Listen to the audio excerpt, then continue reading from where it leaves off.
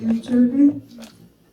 Now I'd like to introduce our speaker today, Dan Nelson. And I've known Dan for maybe around 20 years, not that long. And when I first got my first computer, and he helped me set it up, and since then I've had 2 or 3 computers, and anytime I've had anything wrong with them, I always call on Dan, and he comes and helps. And I've also taken a computer course with him, a night school course, was about 6 weeks long.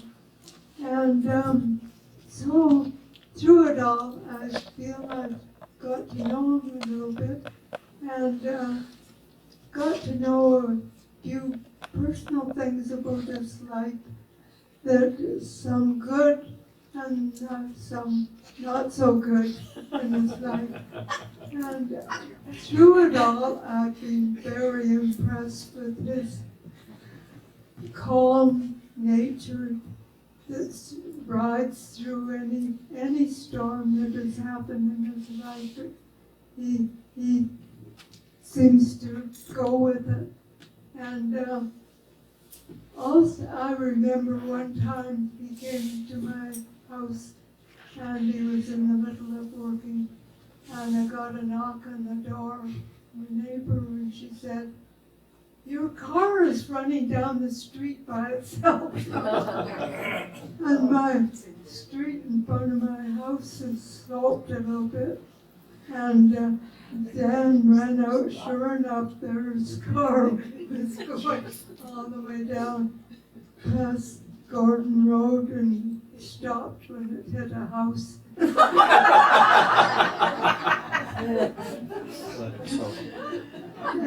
Anyway, I feel that was something that was really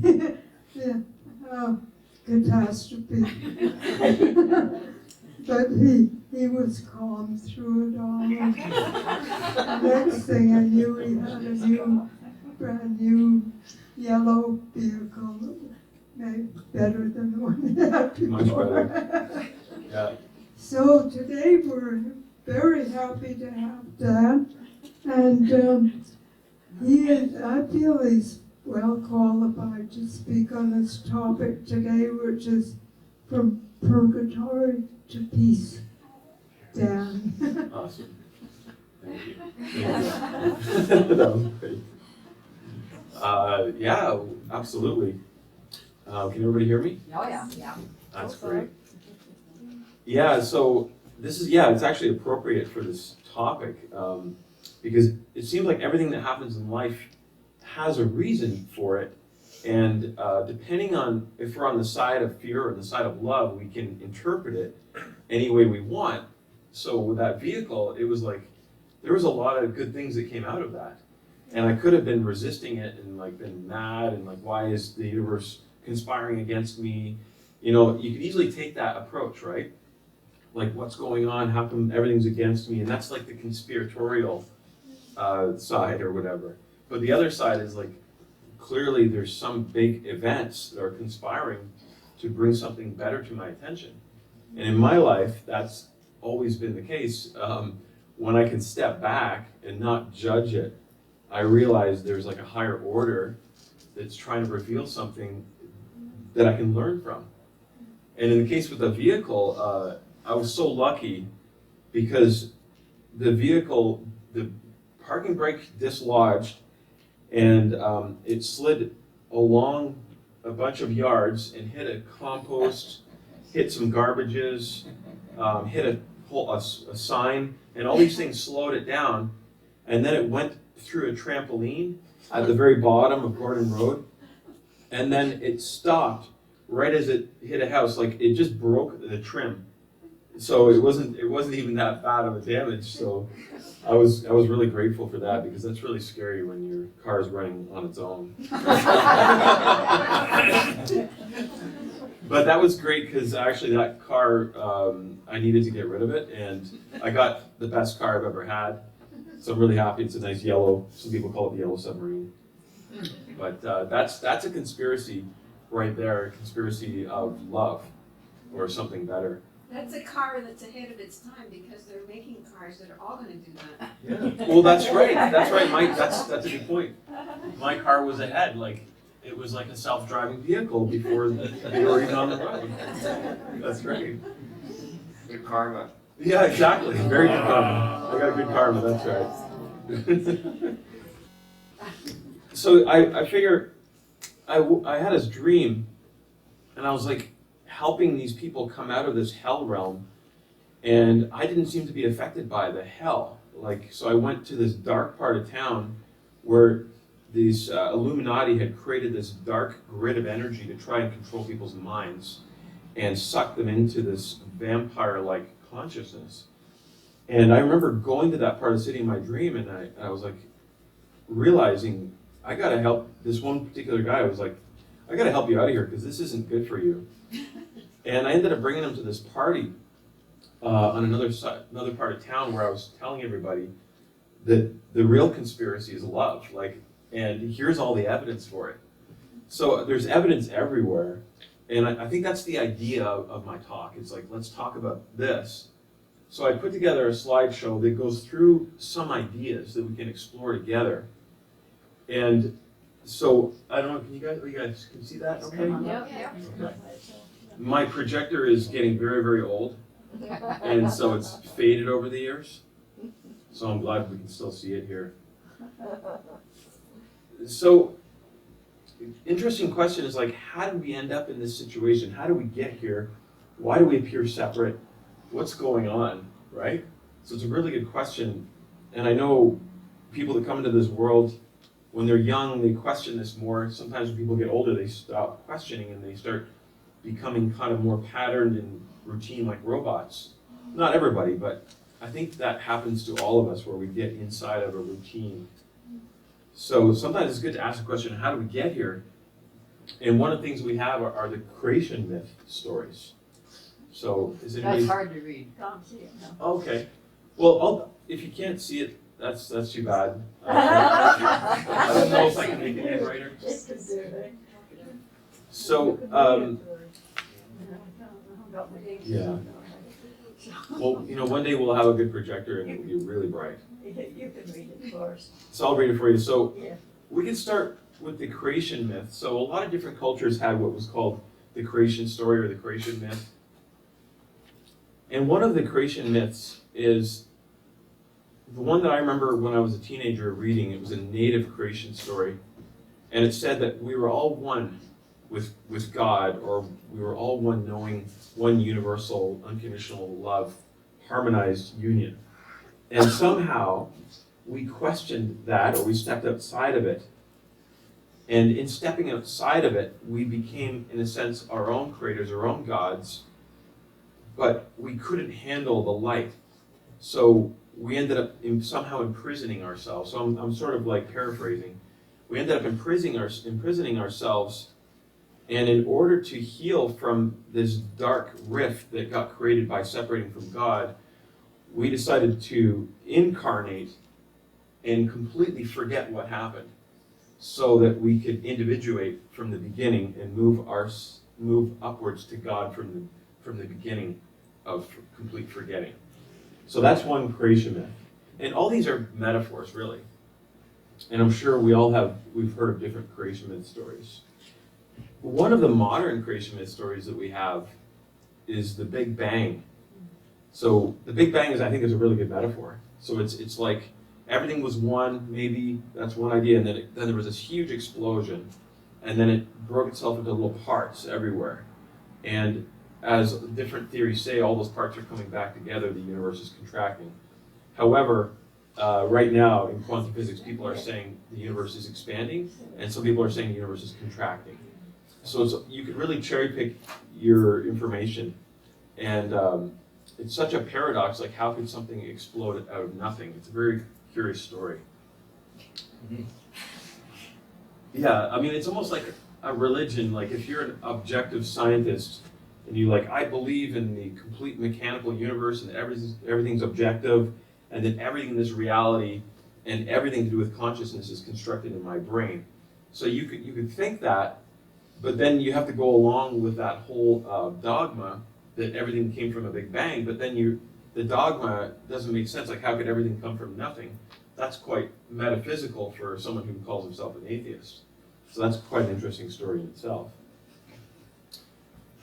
One of the things that I've come across, and especially with Course in Miracles, is the idea the world isn't real. So the world meaning the one that we see in front of us, the one that has duality, cause and effect, the one that has death.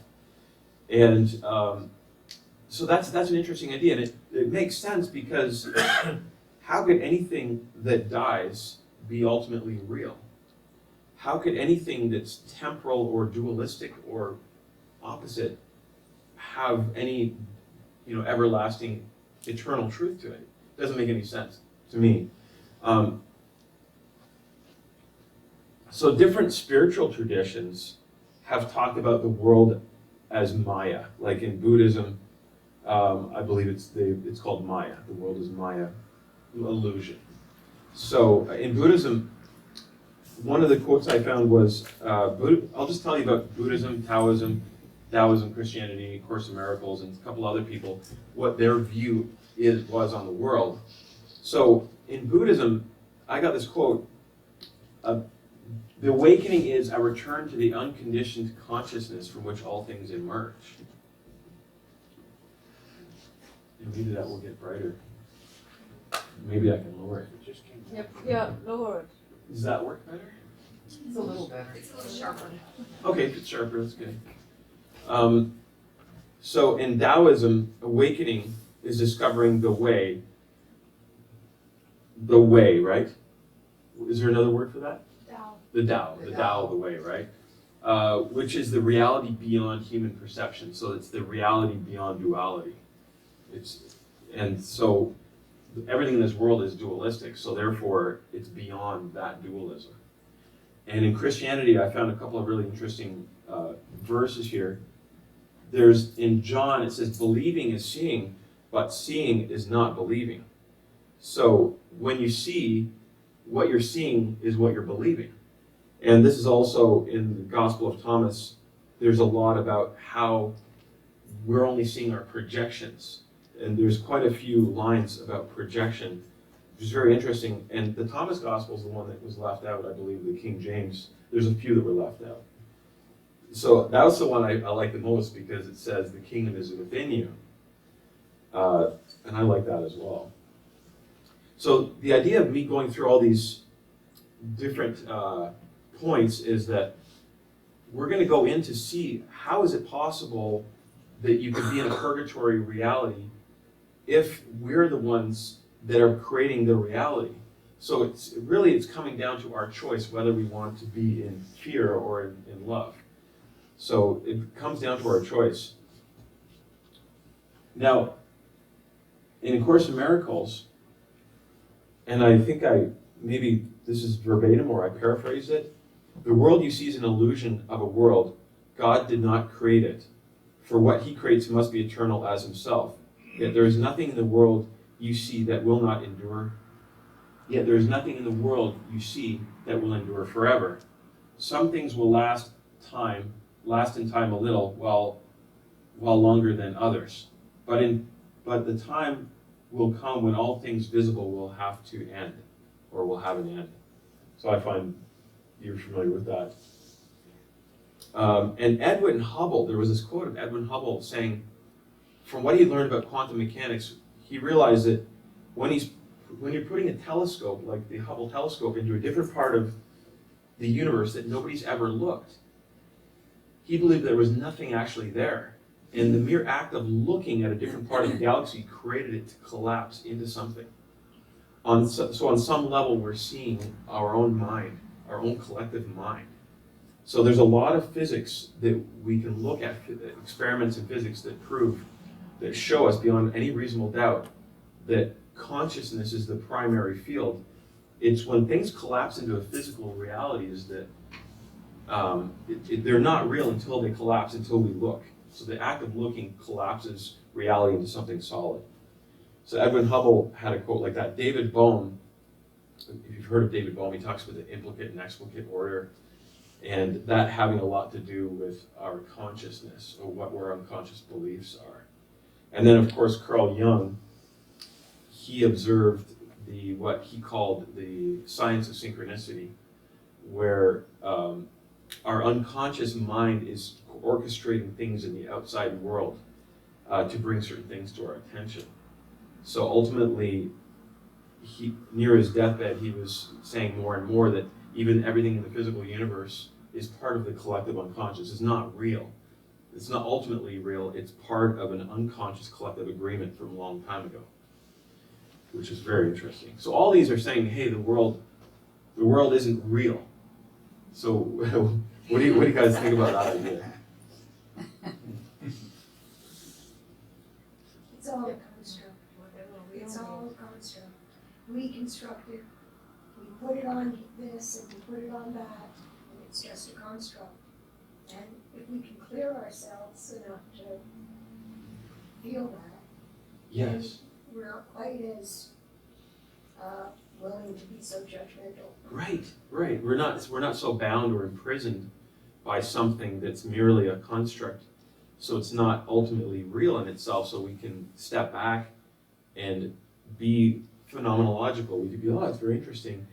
When we see something and we react to it, and we have an emotional reaction, especially when we have an emotional reaction, we're realizing that we're complicit in creating that on some level. So once we short circuit that emotional cycle, we can be phenomenological. We say that, oh, that's very interesting. Look what happened. You know, there was a car accident, or this event happened, or that person got mad or angry at me, or whatever. There was a crime. So if we're emotional, we react and we collapse time, and we collapse it into something that seems bad or negative, or we judge it and solidify it. But when we let go, it can release and it can transform into something completely different. And that's the beauty. I think that's the whole beauty of it. What I would like to get at about moving from purgatory to peace is that give it a bit of space. Maybe have a little conspiracy of your own. And as John said, conspiracy, I believe you said conspiracy also means a joined breath. So if we have like a collective breath and just stop completely and then breathe and let it go, and you'll notice that the outside world events will transform into something different. And they don't have to be negative, or they don't even have to have an emotional charge to them. In fact, when we learn how to have that conspiracy and have that breath, we can allow for a higher dimension to come through it and give that thing that happened a much higher meaning. So if we're neutral, we have nature conspire, as Carl Jung called it, a causal connecting principle is trying to conspire us to wake up to a much higher reality, something more beautiful than what we originally judged it for. Yeah, would you say that it's my response to it? Like, so the car accident might still happen, but my response will be, I'm coming from a place of peace. Right. And I bring that. Yes. Yes. So that's right. That's right. So the way we respond to a situation is determined by our own emotions, our own interpretations. Now that those car accidents may still happen, and or maybe I got hurt, and if I'm not emotionally reacting to that pain, it doesn't mean that I didn't cut myself. Or so that car accident, you can change your view on it so that it's no longer something emotional. If you catch yourself quick, it may not have to continue into something that's devastating. So I'm also saying that if we short circuit an event by not reacting to it emotionally, we can steer that orchestration or that symphony into a different way. Does that make sense? Yeah. Okay, you've got a question first. Just super quick. So, say something happens. Say, for example, say somebody's really angry at you, and before you can even think. Yes. So someone's angry at you, and before you can even think, your stomach's already in a knot, and Right. you're responding. Right.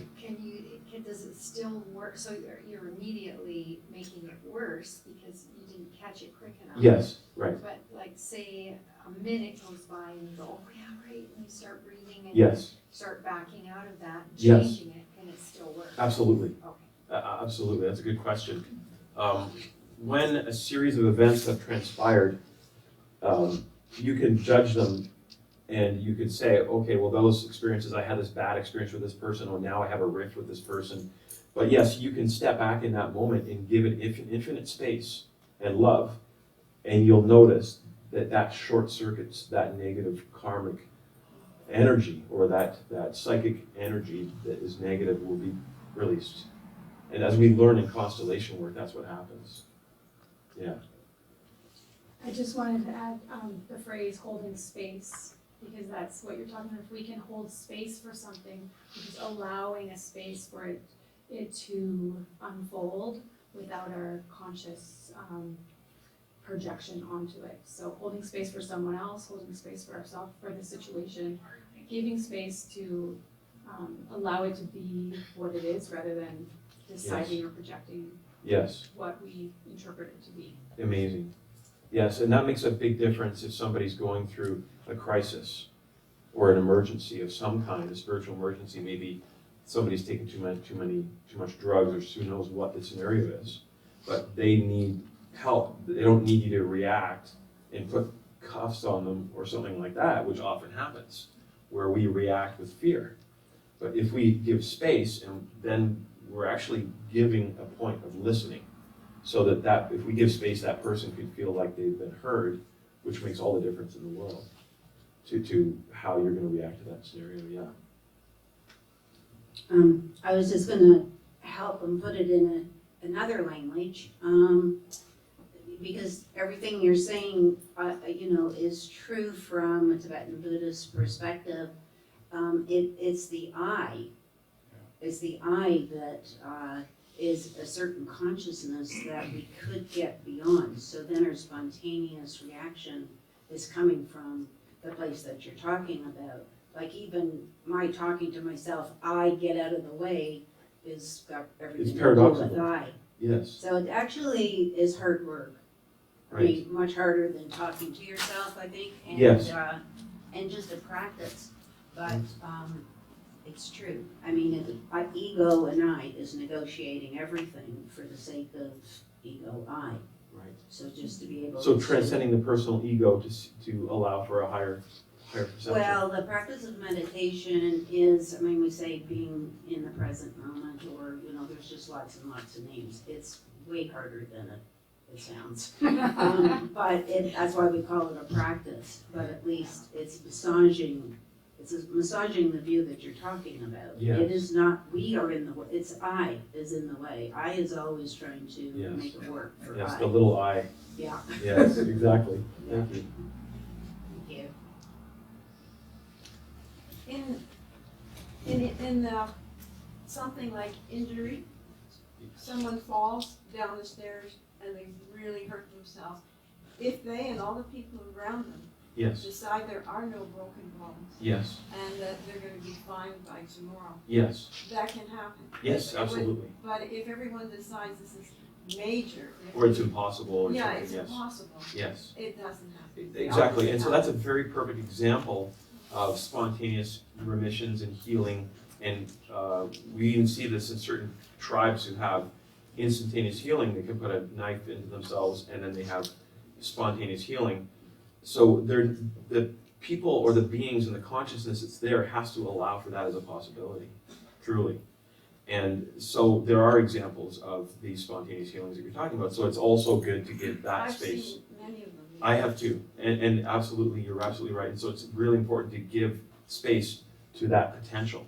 And usually it's impossible for people, most people, Yes, to believe that they're not badly injured, the disconnect. that's right. And it's that belief that holds it into how long it's going to take, how long you have to wear a cast on. Yes, But without that belief, every. Right, but not everybody, of course, it's true, and not everybody's meant to be there, or is there, or needs to be there. It's all part of a process. Like, some people need to go through those stages of that healing because that has a spiritual benefit more than the spontaneous healing does. But they both can have a benefit. Yes, exactly. Depending on who. So it just shows you, yes, that's possible, absolutely, and that's all part of It's this. just nice for us to know that possibility. It's important for us to remember that possibility. True, thank you for saying that. Yes.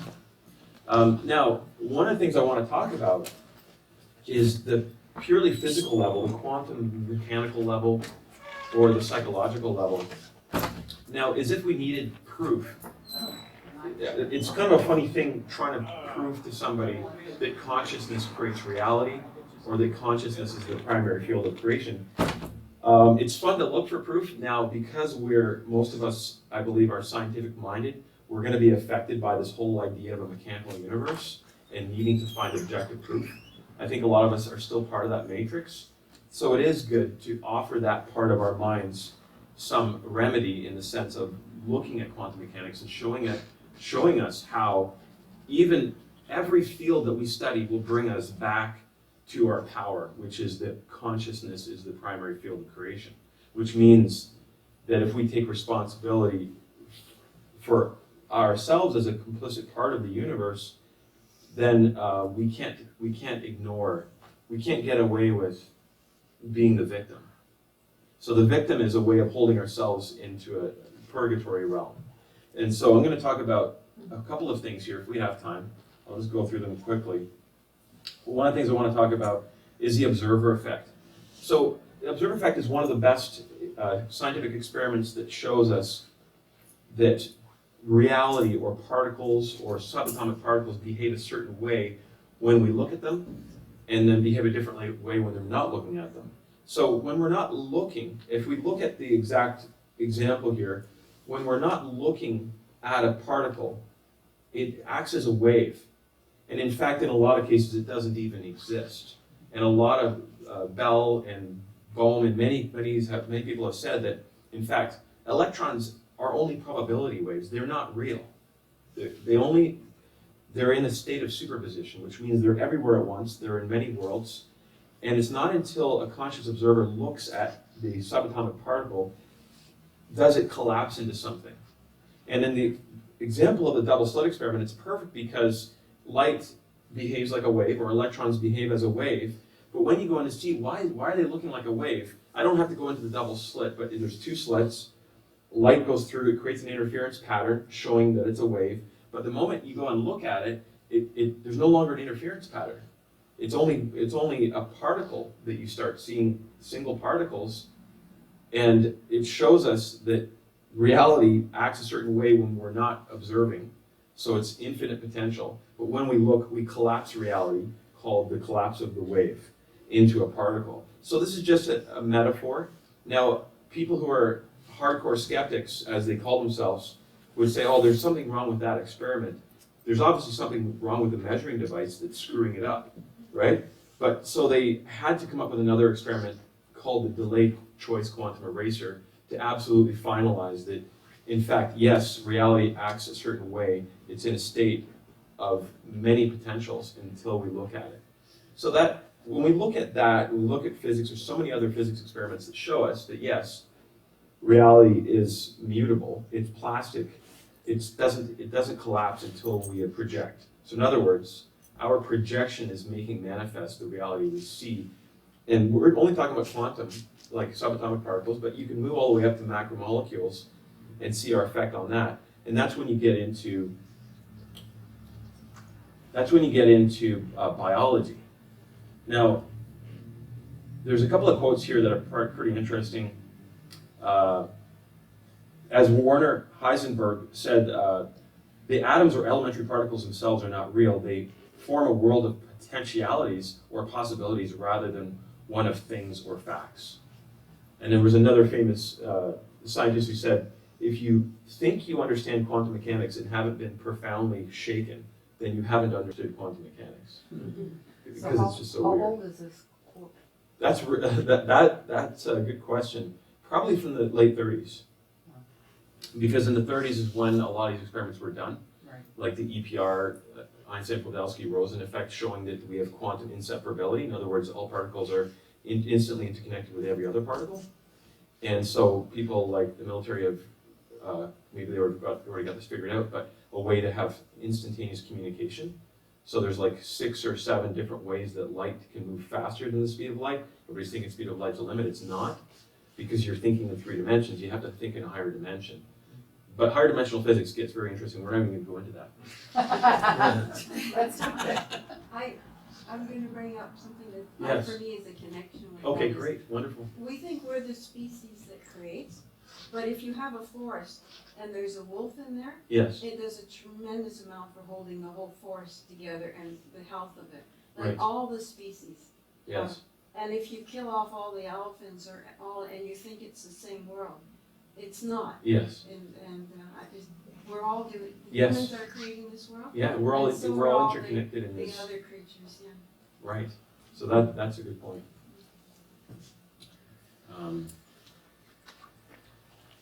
There's just so much, and I know I have to get through this here. I've probably got 50 slides. We're on slide 13, but I'm just going to push through this. One of the things I want to talk about is one of my favorite realizations of Carl Jung was what he called the synchronicity, the acausal connecting principle. So basically, he's saying when unconscious issues aren't made conscious, so in other words, if we're ignoring some part of our unconscious, as long as we do that, the universe, the outside world, as he called it, will conspire to bring those things to our attention through fate or synchronicity, as you would call it. So there's a whole study, and it's not just Jung, it's so many people who have studied the physics of synchronicity, showing us that when there's something that wants to be brought to our attention, then all kinds of coincidences will happen in order to bring it to our attention. And that's part of the higher conspiracy. Other people have said that's our future self that's connecting with us. And of course, that's true too, and you can think of it that way. Well, isn't that like karma? Like if you don't pay attention to what you're supposed to, the lesson you're supposed to learn, Right. If you don't get it the first time, the next time it'll be more difficult. That's right. The third time will be the running car. Right, the third time will be the running car. That's right. I probably had 2 other, synchronicities before that. I know. Yeah, no, that's a good point. Absolutely. Yeah, but a lot of us don't realize we're here for spiritual growth. And most people ignore their lessons and they keep repeating it over and over again. Right. So like Eckhart Tolle, he said, I like at least what you're saying is that suffering is necessary until you realize it's no longer necessary. So like if you're going to keep ignoring like what the blessings want to give you, there's a blessing. Oh, I'm not going to take it, I'm going to ignore it. As long as you keep ignoring that, the blessing, they have to come to you like a smack. Right. And even that doesn't have to be bad, it's what we label it. Like anything, any event can be rephrased as beautiful or positive or loving or healing. Dan, of course, has a line that says, trials are but lessons we fail to learn the first time around.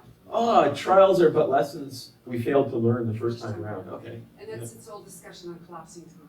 On collapsing time, yes. So collapsing time is a big part of the ability that we have to collapse time through many different ways, through peace, through love, through changing our minds. And so that collapse of time also brings instantaneous synchronicities to us all the time. So that we're riding on what was called in ancient time the Isle of Silk or the Silk Road, which is the New Age call it fourth density or fifth dimension, where we're constantly having synchronicity, we're constantly being blessed. So we're in that new reality, which is another conspiracy of like the universe is constantly trying to bring you blessings, as the pronoia phrase says. Pronoia is the new idea that the whole world is what is it? Conspiring to shower you with blessings. The whole world is conspiring to shower you with blessings. So that's actually that's much closer to truth than the other conspiracy that the world is against you and that you're a victim. But that is part of the purgatory that I want to emphasize, is that that's one of the most tricky things to get out of. It's the hell that you create, that we create. is that I'm a victim, I'm being controlled, I don't have any power, why is there so many billionaires taking all the money and I can't even make any money? So there's all these stories that we have that feed the pyramid of power that's not ultimately true, and I'll get into that. And I'm just going to go through and just see if we can get through some of these slides. I wanted to do this in a linear way, but it doesn't always work that way, right? Okay, so non-dualistic time. We do see non-dualistic time phenomenon in plants, animals, and humans through ESP experiments, through both Harvard, Princeton have done experiments showing us that we are aware of the future, and that's the other dimension of time. And when we learn about how we can map that, we realize that we're in control. We're not a victim. So we have certain beings on the planet have apparently been able to bilocate, shift. This is a whole other thing we probably don't need to get into, but it allows for the human potential, show us what human potential we have. So, now, here's a couple of things I want to talk about, but I'm probably not going to get into any of those, but does everybody know what these acronyms stand for? LSD, Okay. Out-of-body experiences, controlled remote viewing, dimethyltryptamine. So I only want to talk about the first three: near-death experience, controlled remote viewing, out-of-body experience, because they're showing us our potential. Really, that's all why I want to talk about them. So does DMT and LSD. All these can be gateways, doors, to help understand our potential so that we can no longer be victims.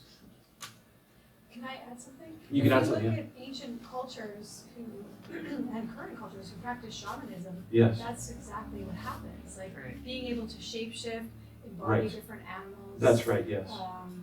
Astral travel. Astral travel, yes. And that's These a are- natural part of a lot of Indian cultures, yeah. That's right. And what our Western culture has forgotten, and we feel so little because we don't always have the ability to leave our body to get a greater vision. Well, and part of that is that their creation story Great. doesn't involve a fall, Right. doesn't involve a loss. They're still in paradise.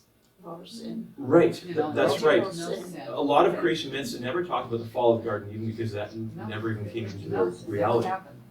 Everything is already perfect. Well, we became a victim of our limited belief system. If our belief system is narrow, Yes. our world will be narrow. Yes. Absolutely. So we can change our belief system and then the universe will change correlated to that. Yes. That, Yes. something that to me always seems so important, Yes. and that's our children.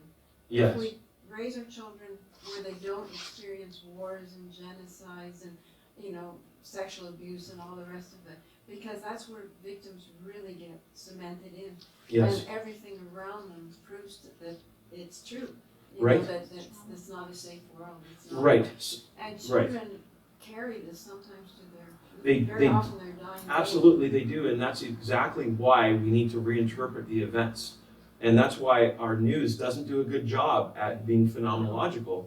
The news isn't saying, oh, there's this war because there's a karmic, unspoken love that hasn't been healed. We don't hear the news like that. But the news could be completely different news. Like in 20 years, maybe our news is all going to be about all the ways that we can respond with love, how everything is a call for love. And if the children learn that the reason these things are happening is because there's unhealed wounds that haven't been healed, instead of that the world is dangerous. So it's not that we have to block them from all of that. It's that we have to help them reinterpret what it means. I think that's a different way of saying it. Does that make sense? Yeah, that's a beautiful Okay. response. I wrote here, denial ain't just a river in Egypt. Yeah. So, in other words, we're responsible for the reality we observe. We're complicit in it, so that we can't just pretend that we're victims. And that's denial is like, the Illuminati is controlling everything, and didn't you see that we're under control and our minds are being controlled? Well, that could be real if you give that enough energy. And there's a lot to say about that. Now, causation and karma. This guy said the law of karma is the law of causation. So that's one quote. The law of karma is the law of causation. I don't know if I agree with that, but it's very interesting. What do you do comes back on you. Well, What do I mean that I don't understand it? Yeah, Well, it's just that. I Right. don't know. Well, that's he's maybe saying it the way- true. Am I but understanding what he's saying? the only issue I have with that is that that's that's bait for the ego. The ego's like, oh, right on. You know, it's because people do this all the time where they're like, oh, it's karma. People think that they understand what karma is, and so they're using that as a judgment tool, saying, oh, that's bad karma, this karma, this karma. Okay, well then what is it? So then what is what? What Karma. is karma? Well, I think karma is an immediately reaction. It is like cause and effect. I don't know how I would describe karma, but it's just like a response from the universe to an action. And the way we interpret karma is what I'm getting at. Is it often can be misinterpreted. It can be misinterpreted, but yeah, it's And that's a like, big it's misinterpretation. like a pendulum swing. Yeah, And there's nothing, ego can't figure it out because ego's so busy around ego that it's all got to do with that. But you're Yes. just talking about the sure. energy of the universe. Oh, yeah. What you put out, you get Yeah, that's back. ultimately right. Yeah. Michael? Well, I'm just thinking in terms of the message, that when we're ignoring the message and what can happen, and how that can get bigger. Yes. Is that not karma in a way? Yes. You know, and I was thinking about what you said around what's real and what's not real, and how we do things collectively and make it. Yes. We agree money. Money is we made it up, and then we all agreed on what it is, and there's all these institutions about what Yes. it is Right. and how it works, and we're all tied in with That's it, not real. Yes. and it's made up. Yes. And yet we're stuck in it somehow. But the big thing is, like even right now when we think about profits having been valued over the planet, Yes. and the planet has given us the lesson, you got it wrong here, people, because you're not gonna have a planet if we continue That's to right. go for profits. That's right. Fossil Well, fuel will maybe continue. we're in an age. Maybe we're in the age of materialism. Well, I guess my point is that we can collectively get messages too. We You know, can. that a lot of this. There's is about collective ourselves. messages, there's collective karma, there's collective cause and effect. Yeah. The environment is a good example. This guy says, as for the law of moral causation, he used karma in quotes, this is human justice dressed up as cosmic justice and then imputed to the impersonal workings of the natural world. That's interesting. But that's kind of more along the lines of what I was saying. Now I want to get through this quick. Purgatory realms. So there's a lot in Tibetan Buddhism about the realms of the hungry ghosts and the human realms, and the samsara wheel. As long as we're in duality, we're riding this wheel of suffering, which is purgatory. So the idea is to transcend that duality. Now I have two more points here, and one of them is the fear-based conspiracy theories. If we put too much invested energy into the idea that we're victim, then we make the pyramid real, the pyramid of power. In other words, we don't get the message, and I think this is our pyramid of power. We created it. It will be a pyramid of power that will effectively control you as a victim as long as you're not aware of your complicitness in that pyramid, realizing that you don't have to be in it. Now, I use this as a really interesting analogy. Alex Jones, David Icke, Michael Tessarion, and Jordan Maxwell work for the CIA. Now, I don't know if does anybody know who these people I'm talking about? Yeah. Okay, and the reason that I say that they work for the CIA is because by analogy, my vibe that I get from a gut reaction is that many of their messages may have been love-based, but over time, these are just examples of people who I feel fallen into a kind of a dark, fear-based energy realm. In other words, being the victim, not reminding people that we are powerful. Instead, that we're a victim. And I'm only saying they work for the CIA by analogy. Alex Jones was an amazing whistleblower, but now he does the very things that he's against.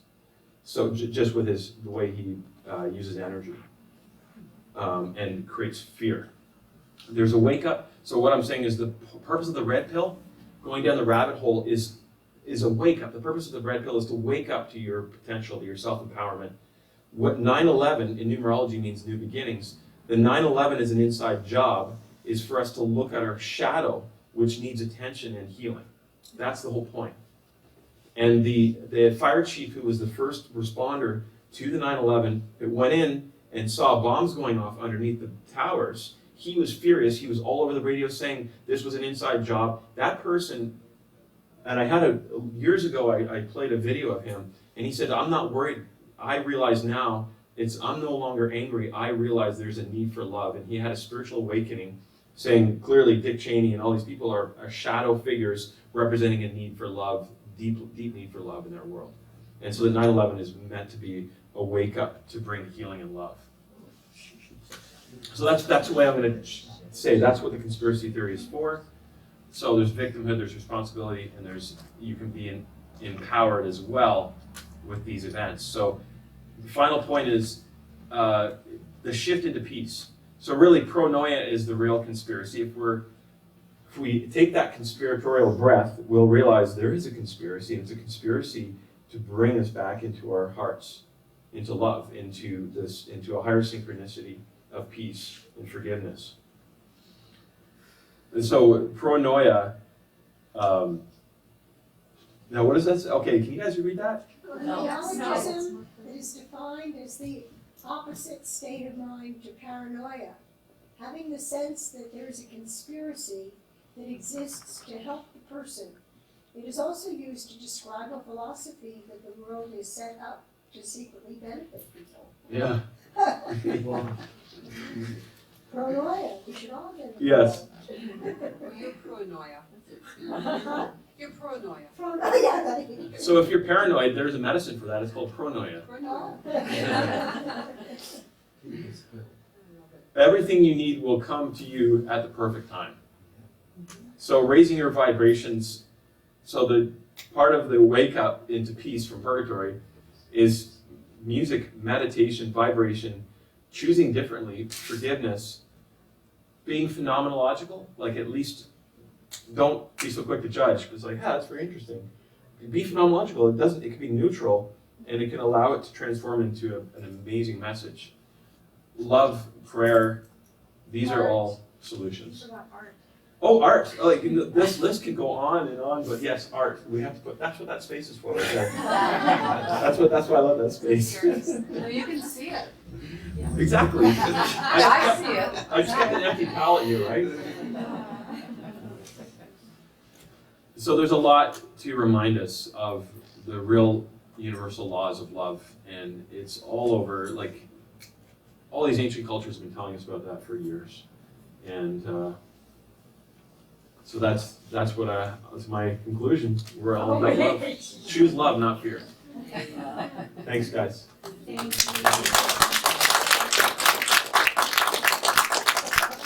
Can we go back to the first slide just so, I don't know, I wanted to read that. The very first slide? Yeah, the very one, like Buddhism was at the top. Oh, yeah, okay. This one here. Yeah, thank you.